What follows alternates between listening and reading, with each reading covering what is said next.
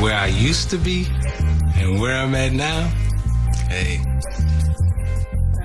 All right. It's been a long time. You've come a long way. And I just wanted to say congratulations to you. I want to, definitely, actually you seem a little shorter than the last time. I think I'm sorry. I've been beat down. Sure. I got a good thing going. I mean, I really do. I got a nice life. And, the first 19, 20 years was hell. This last 20 has been kind of cool.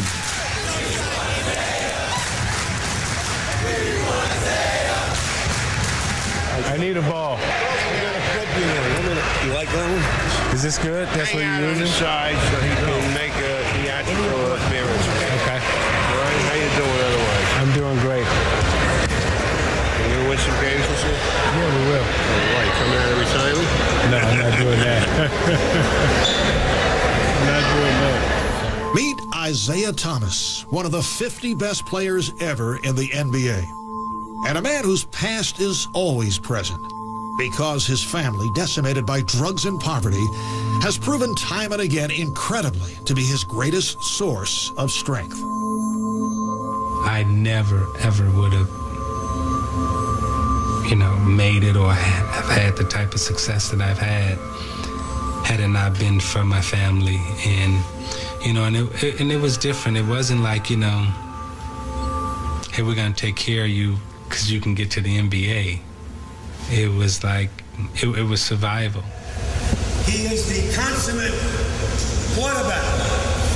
He is the greatest 6'1" and under player in the history of basketball. No doubt. Because he is the consummate winner. And honored to present the one and only Isiah.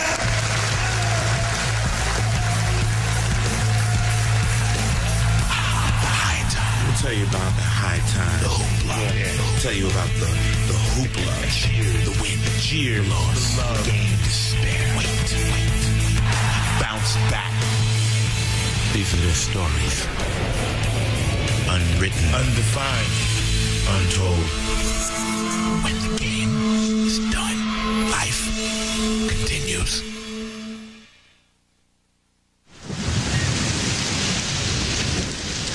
We were very protective of Isiah. I mean, from the day he was born, he was a spoiled brat. Yes. I mean, he was the baby. He was the baby. He was, man. Oh, he was really ruined. We loved him to death. My mother spoiled all of her kids, all of us, especially her boys. But Isiah, oh my gosh. He did walk on water, as far as she was concerned. In a family of 9 children, Isiah Lord Thomas was the 7th son of the 7th son. By the time Isiah was old enough to understand the world around him, his older brothers and sisters were already making their way outside the family home. I learned a lot sitting there just listening because they were great teachers. They beat him up on the court and him playing against him so much, and he's a product of that. They were far better basketball players than Isiah was, far better. Not even close. My brother Larry, to me, he was my idol growing up. He was my hero, and everything that, he was, and, when he played, I tried to emulate. I tried to emulate all my brothers, but, Larry had a big influence on me.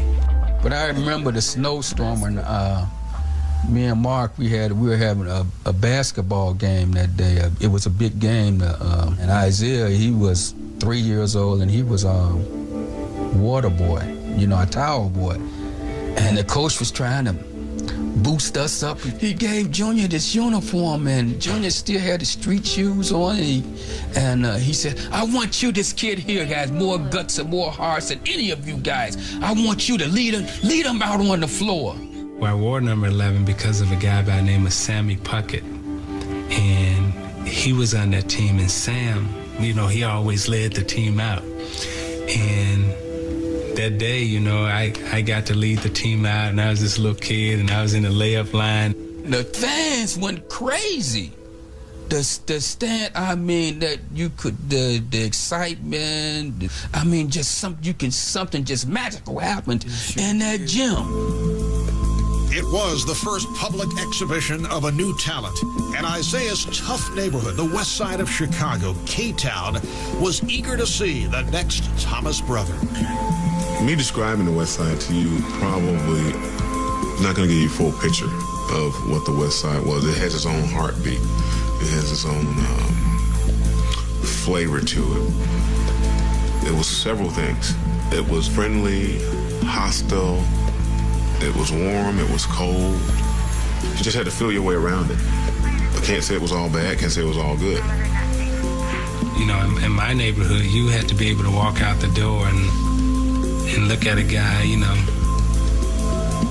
half a block away, and you had to decide if he was friend or foe.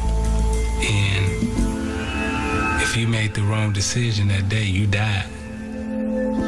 The weight of it is there from the get-go. Challenges in every direction. Forget about succeeding just yet. Make sure you live another day.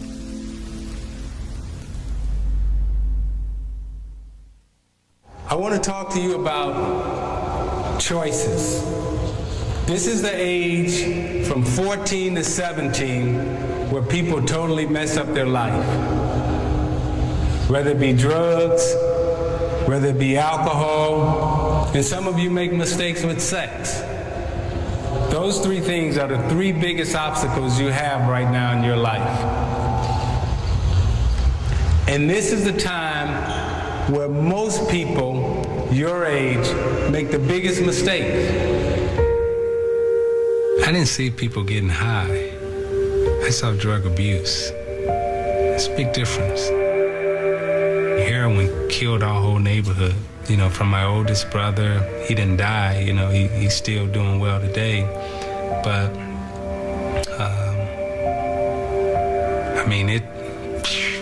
my whole neighborhood was like somebody dropped a bomb on it, you know, and just everybody was turned out.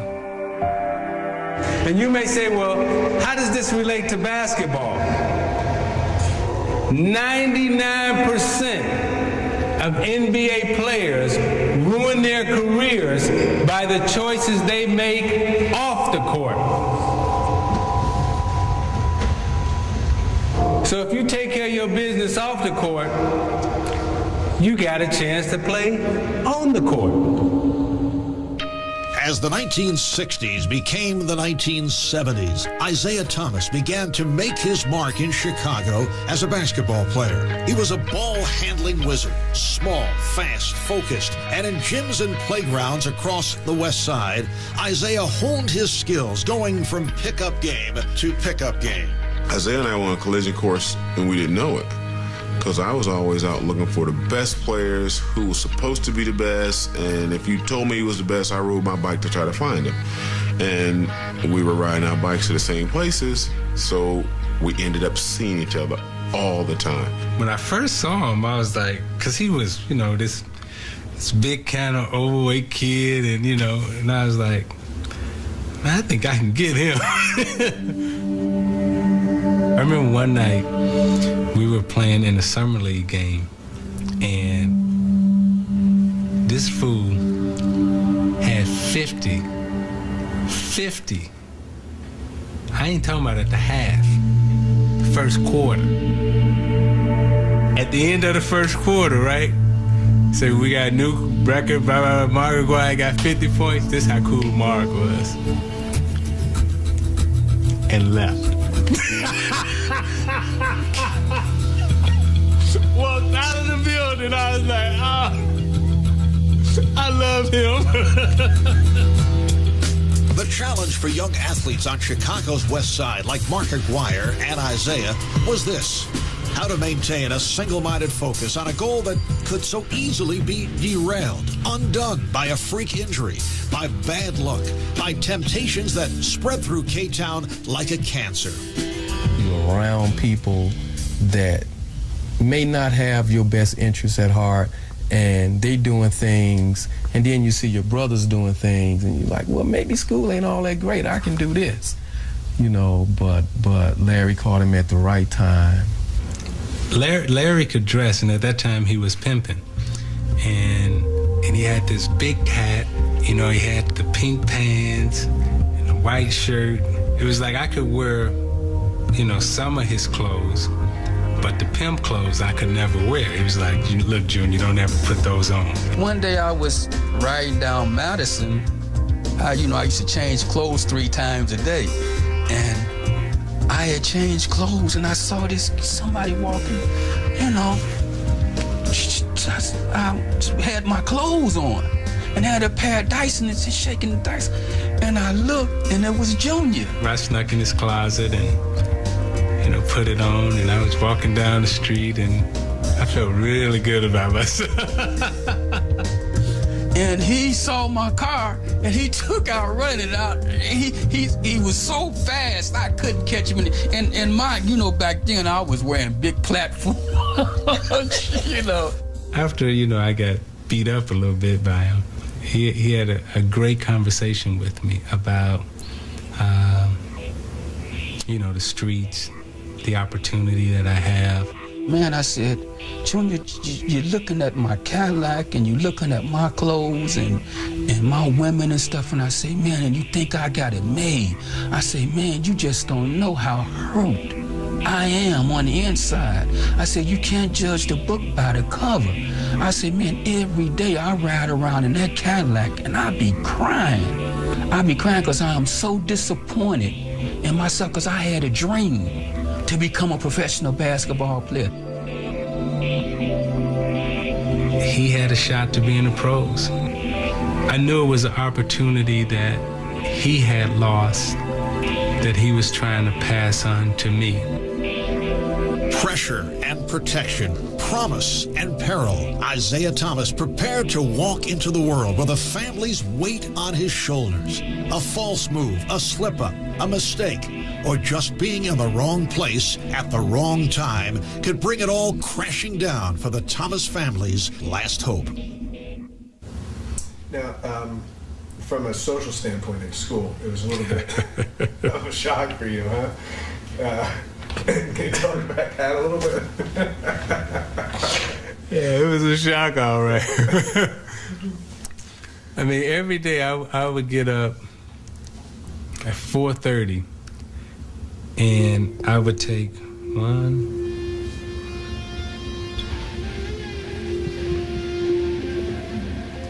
4 buses and 1 train.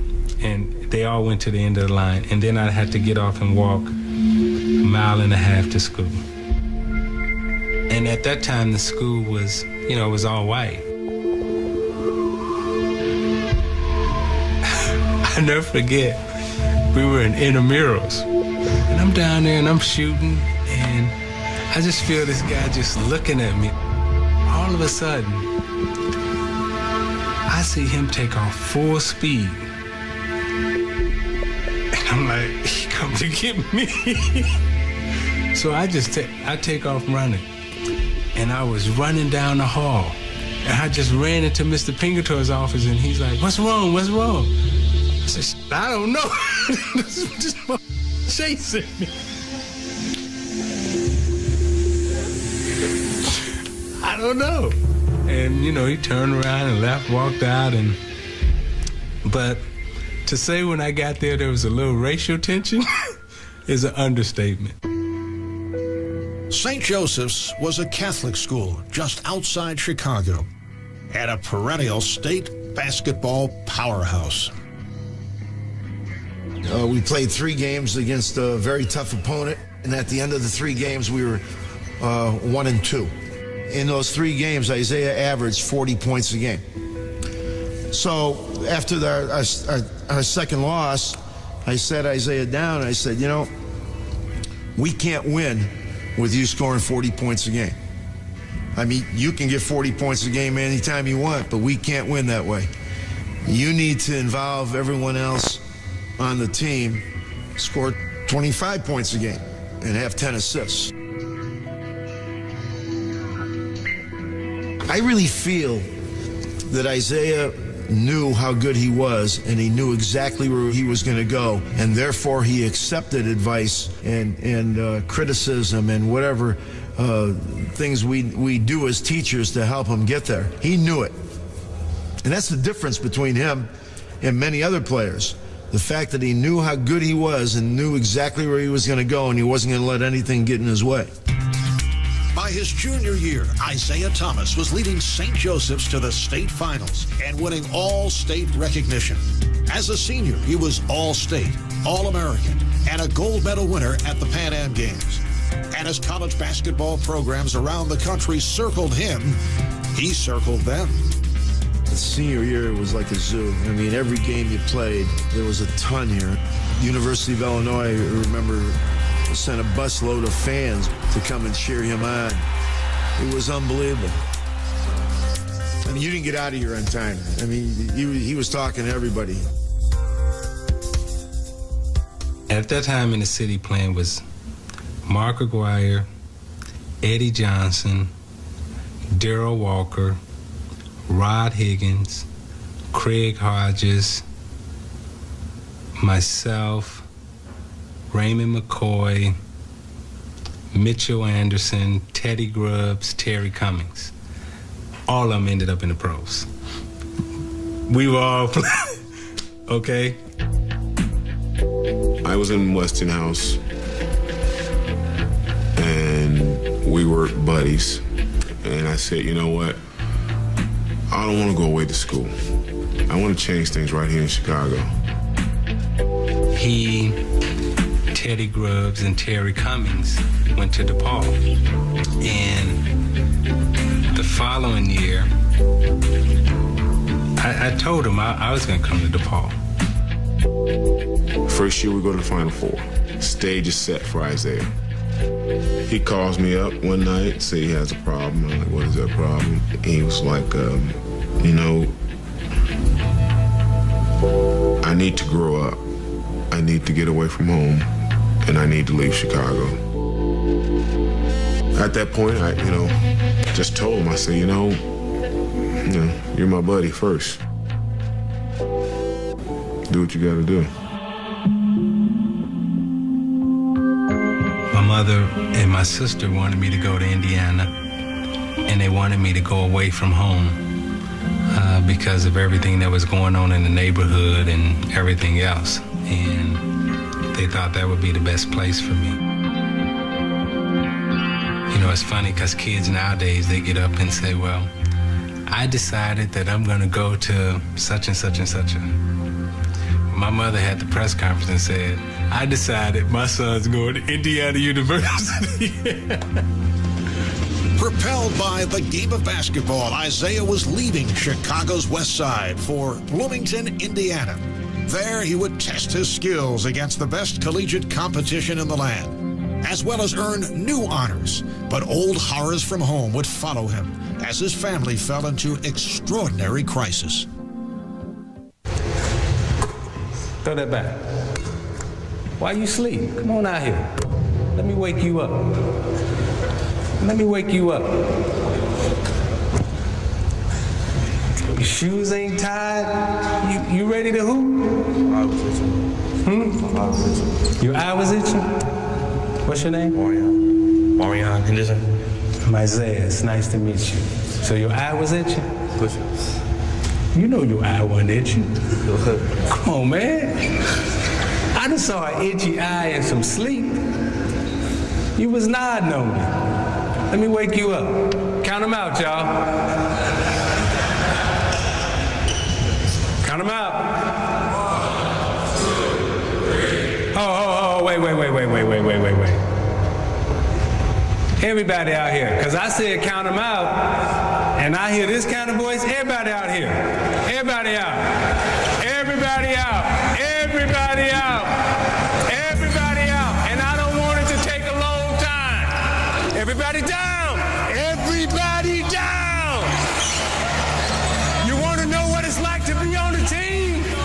Count them out. Let's go. 1,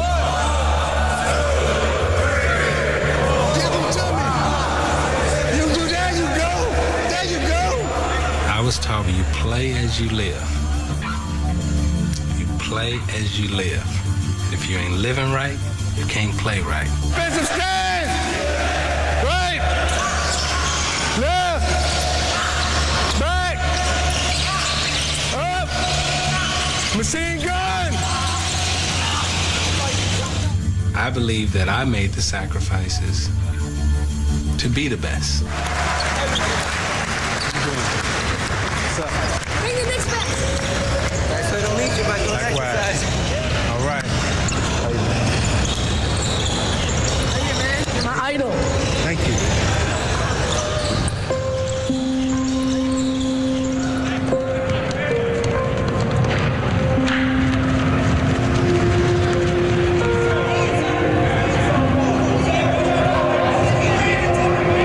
When I first got to Bloomington, I remember saying, man, I don't know if I'm gonna make it here, because, you know, I was away from everything that I was familiar with.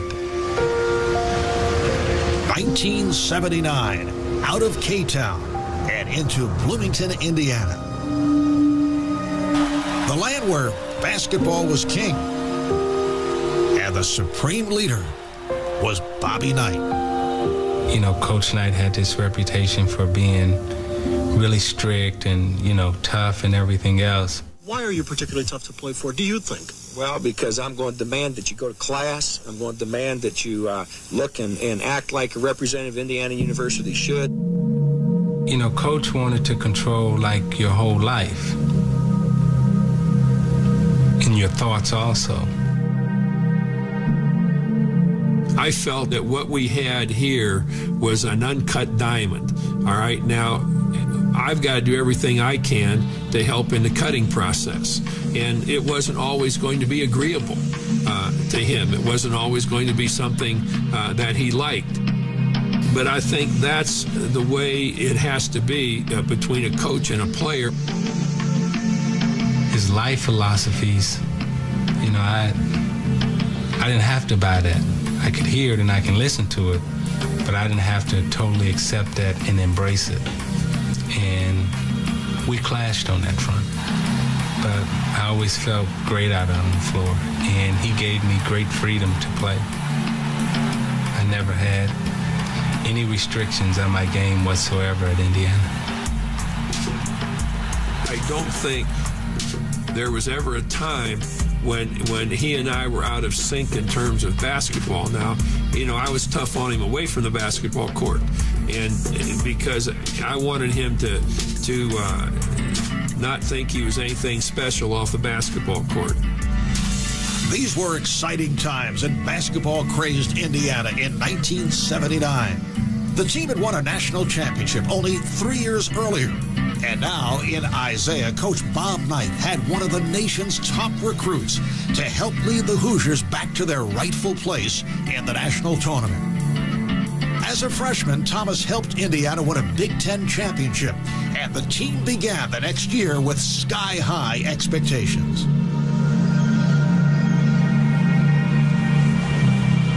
I had one of my closest friends died. My mother had a heart attack. I remember us coming home after we had lost 2 games in Hawaii. We lost to Clemson and Pan America, where we were favored to win. And Hawaii was just a terrible, terrible time. And I remember coming back from Hawaii for Christmas. After Christmas, that was the first time I had been away from home on Christmas Day. And coming back, I remember my girlfriend, who's my wife now, driving me home and dropping me off. And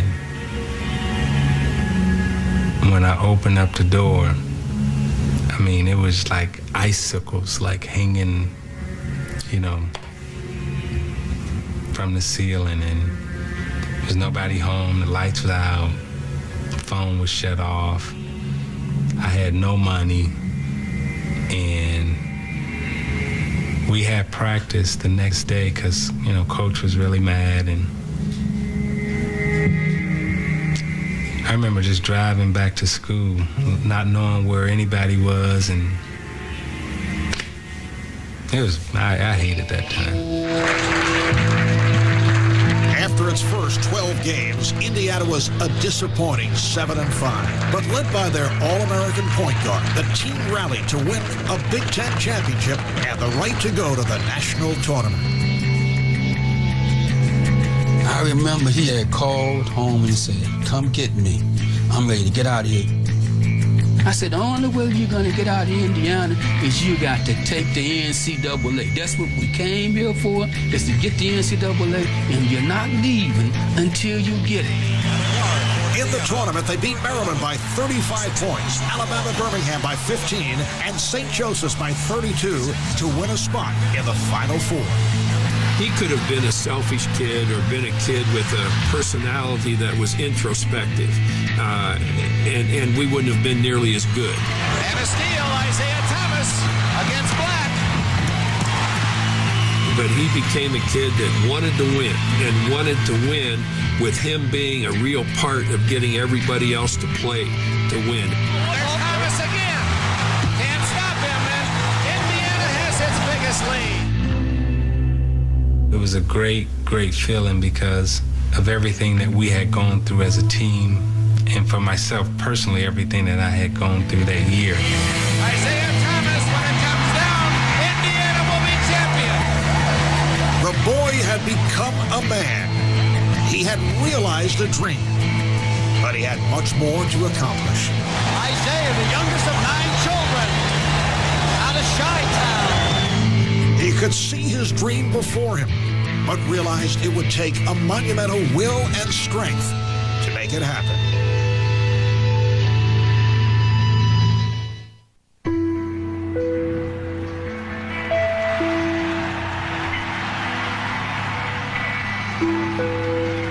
I'd just like to say thank you.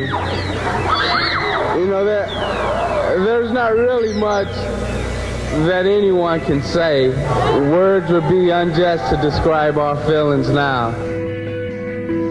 This is probably the greatest moment in my life right here. You know, all you people out there cheering us on and stuff, and I couldn't have ended, 4 great years here any better. But let me tell you something about this team. You haven't seen the best of them yet.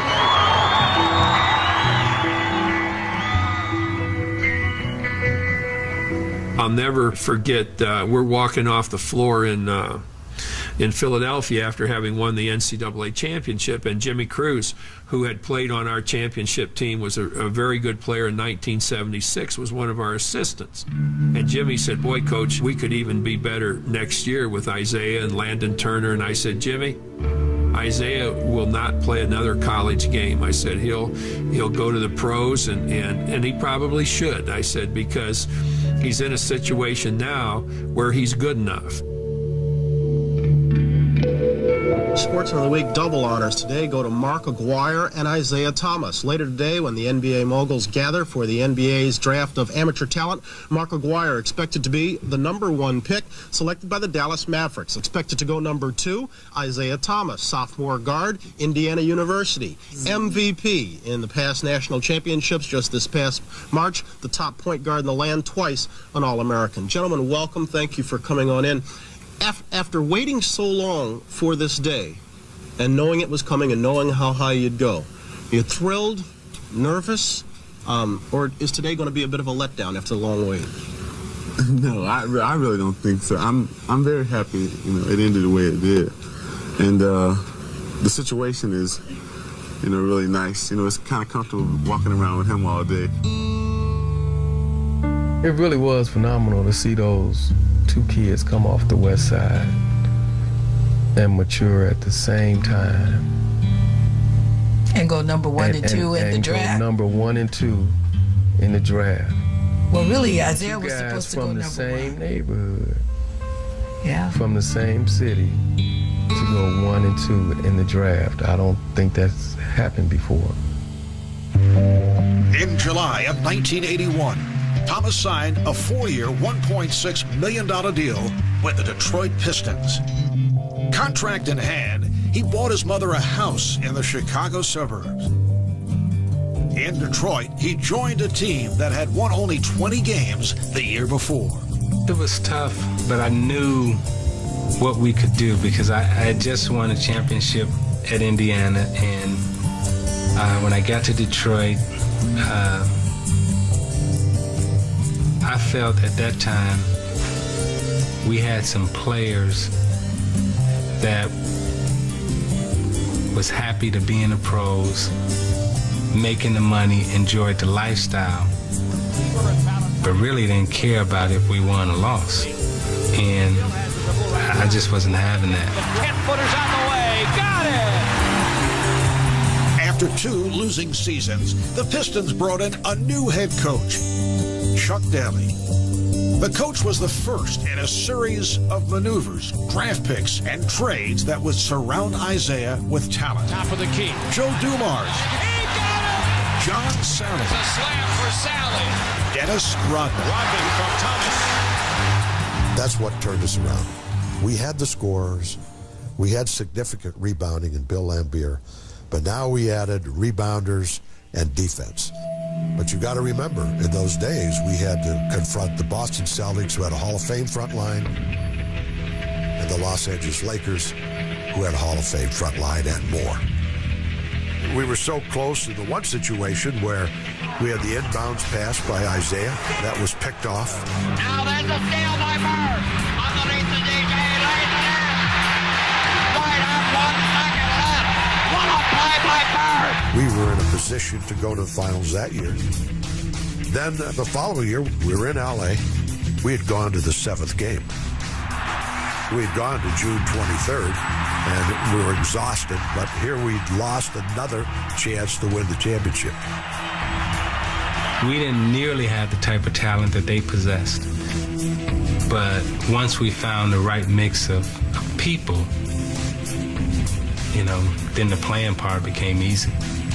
Before the start of the 1988 regular season, Isiah Thomas was already orchestrating a move aimed at putting the Pistons over the top. His old friend Mark Aguirre was still with the Dallas Mavericks. But after the All-Star break, in a major deal, Adrian Dantley was out of a Pistons uniform, and Aguirre was in. The great part about it was done the right way. Every player on the team never thought about himself. It was one of the most perfect experiences of basketball that I'd had. But I mean, from 1 to 12. We were just a group of guys that said that we may not have as much talent as you do, but we really were a team. 1989, and the Pistons are back in the finals. Led by Thomas, their 8-time All-Star, Detroit dominated the Lakers, sweeping the series in 4 games. When they beat the Lakers, man, he shot one of my shots. And it goes down, you see it shake it up, and turn around. Boom! I said, oh, I fell out. Ruby said, you know? I said, yeah, I know what he's gonna do. The Pistons are the basketball champions of the world. A milestone in a life journey, tears of relief and joy. And the Pistons do it again the next year. This time against the Portland Trailblazers, and again dominated. Isiah Thomas has done it again, willed himself and those around him to achieve a goal, but just around the corner. His basketball life will crumble, and his basketball family disappoints this Piston for life in a way his flesh and blood never would. All right. Hello, everybody. I've never seen the Palace so quiet. I came through the back office and I didn't see anybody in there. I was like, where is everybody? I never had to give a retirement speech before, so at my young age, you gotta kind of have to bear with me because I never had to do anything such as this today. My emotions are going a mile a minute. I told myself I wouldn't cry, but I'm getting ready to go already. With only 3 games left in the 1994 season, Isiah Thomas shredded his Achilles tendon. At the age of 33, it was a career-ending injury, and he decided to call it quits. After 13 seasons, he left the court as a 12-time All-Star and 2 times the MVP of the NBA's showcase. I'm so proud. I'm so proud. God bless you. And while he had traveled further than any of his siblings in basketball, the path had been at least partially cleared by his brothers. Now, Isiah was on his own. But Thomas did have a plan for his basketball afterlife. He had been in discussions with Pistons owner Bill Davidson about broad responsibilities with Detroit. Many thought the deal might include an ownership stake in the team that he had led to 2 NBA titles. There's the thought in my mind that Isiah would run the franchise or own part of it because he was Bill's fair-haired guy. Bill was in love with him. And I thought they'd go off into the sunset together and he would be a Piston for life. I think we all screwed it up.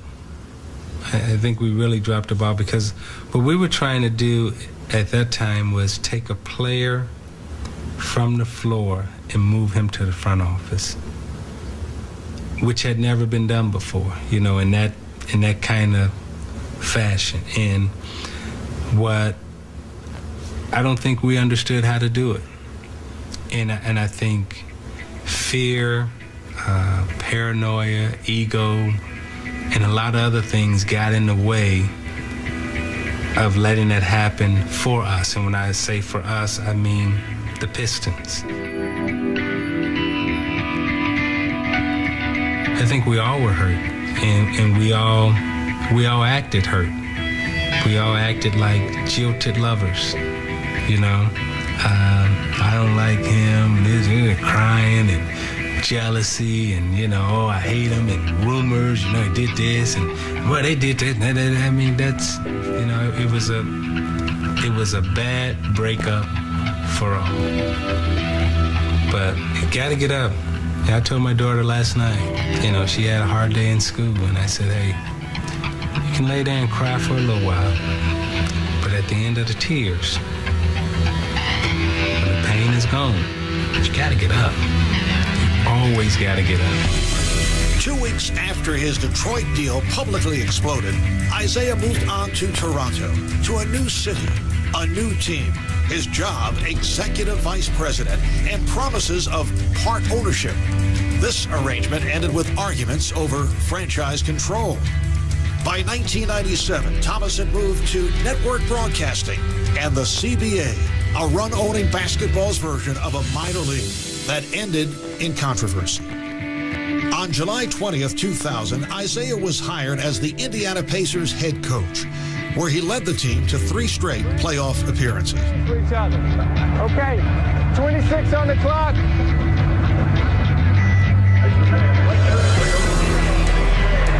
Give me a 23 down. 23 down. You got a weak one on you in the post. Curl off out, make a good pass to him, make a cut, go on him. As a matter of fact, don't cut, just spot up corner. I thought we had something going in Indiana which was really positive with the players, the way they were growing, the way they were maturing, our win total, the talent that we were acquiring and everything. And, you know, we had a great thing going there. And then new management came in, and the new manager happened to be, you know, a gentleman, you know, that I had competed against by the name of Larry Bird.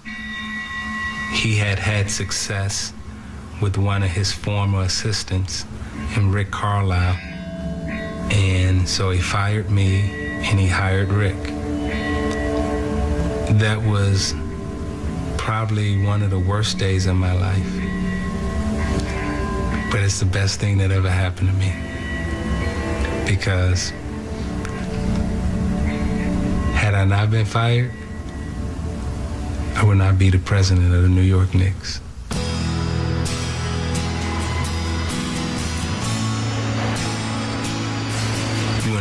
greatest city, with the world's greatest arena, with a team that if you can turn the lock, you can unlock the key, because everyone has tried to, win here and have great success here. But if you can win here in New York, like the song say, if you can make it here, you can make it anywhere. There's no better place to win than New York. Number 19, Captain Willis Reed. In the corner pressure, he drives. Devon full jump. Yes! We're going to build another one. No question in our minds. Just like when I say Jerry West, just like when I say Jackson, just like when I say Isiah. You just know how to do it.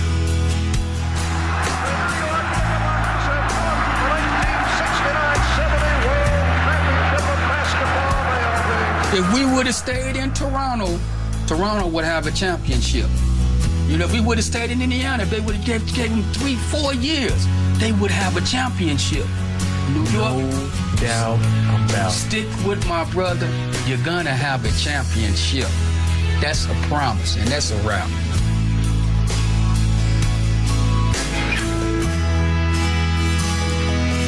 For Isiah Thomas, the past is always present. Every day of his life infused with lessons learned and a family that nurtured him, even as it was ravaged by poverty and drugs. Isiah Thomas, one of the NBA's all-time greatest players, faces the world with a lifetime of love and caring behind him. And with that, he will always move forward.